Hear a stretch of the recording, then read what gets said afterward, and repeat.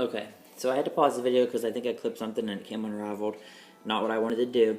But anyway, I'm back to where I was. So I had chained my 6 and I got my little itty bitty ring. And you're just going to work in the hole. So I'm going to ignore this piece. I'm not going to clip it yet till I have something to hold on to. But you take your main yarn and then you twist the hook like this, and they call that yarn over. So you poke it through and you hook it, you pull through. You hook it, you pull through 2. I know you can't even see what I'm doing. Oh my gosh, what am I going to do? This is really bad. Okay, wait, here we go. It's just hard to get started, I promise you. It's so easy after that. So you just have a little bit of patience. But you go yarn over, through, hook it, pull through, hook, pull through 2, and hook, pull through 2.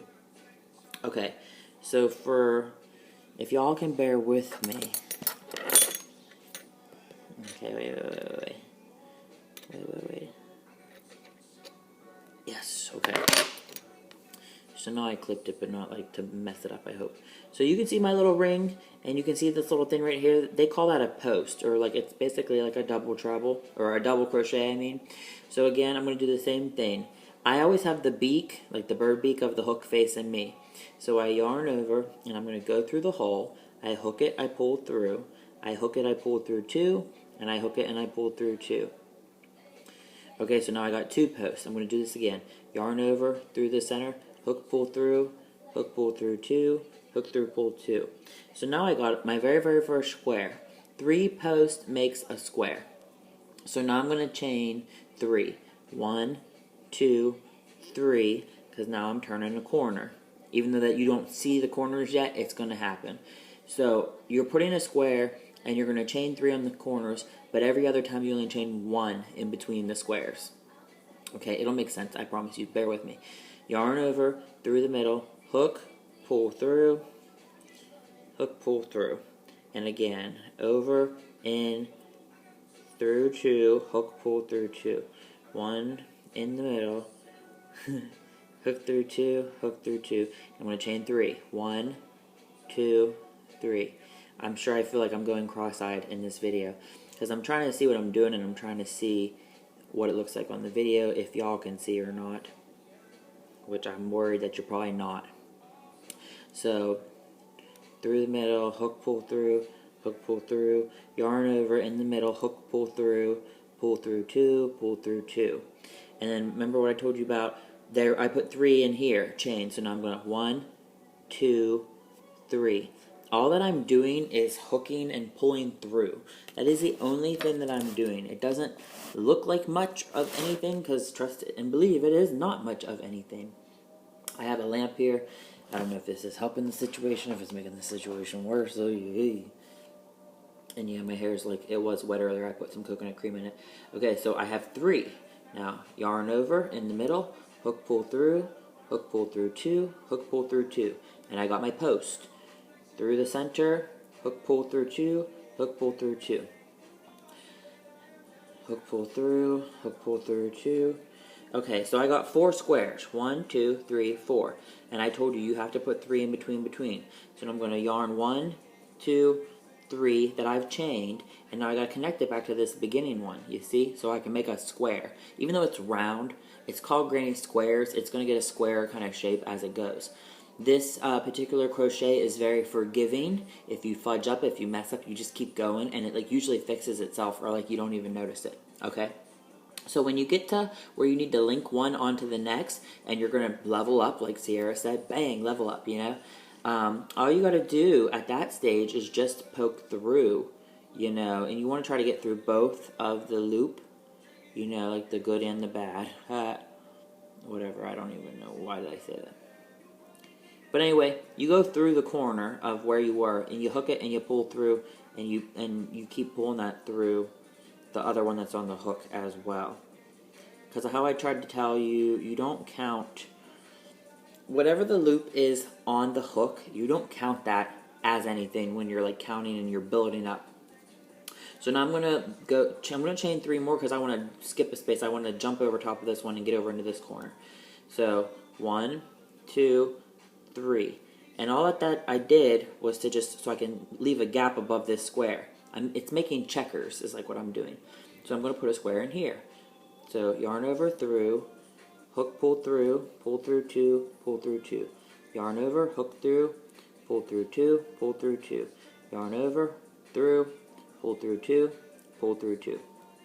So you've seen I put a square here, and you see how this square is the same direction as this square, going upward. So all the squares on this side are going to be going that way, and all the squares on the bottom are going down, and all the squares to the right are going to the right.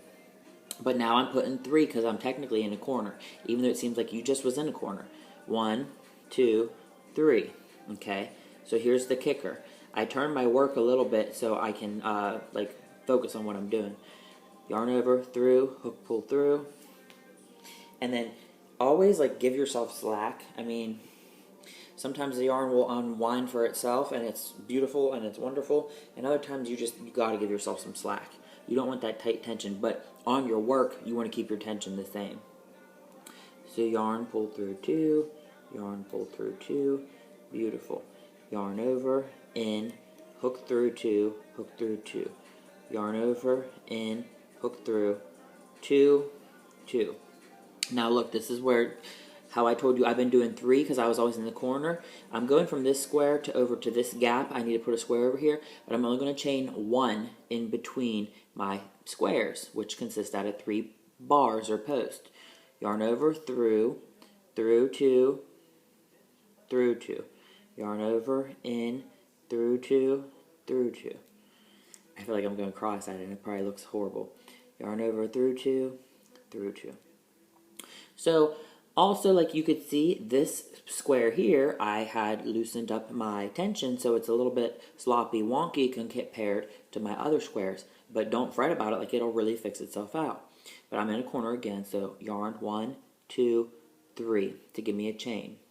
I turn to my work. Yarn over, through 2, and 2 more.